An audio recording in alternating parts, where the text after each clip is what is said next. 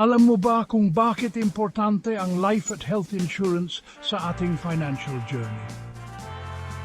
Ang life at health insurance ay hindi lang simpleng papeles. Ito ay proteksyon para sa ating pamilya at kalusugan.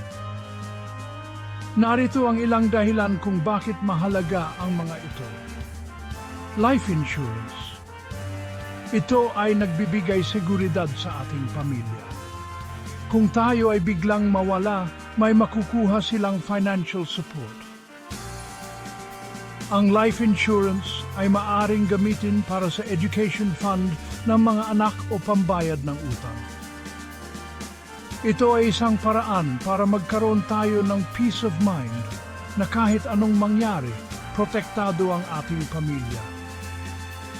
Health insurance. Ito ay nagbibigay ng financial assistance para sa ating kalusugan. Kapag tayo ay nagkasakit o naaksidente, hindi tayo magugutom sa pagpapabagamot. Ang health insurance ay nagbibigay ng access sa magandang healthcare facilities at mga doktor.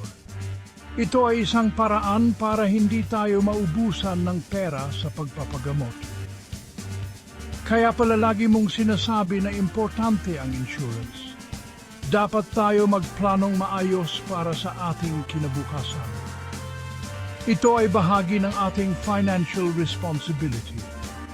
Huwag natin itong balewalain. Simulan na natin ang pag-iipon para sa ating insurance premiums. Para sa ating kinabukasan at kalusugan.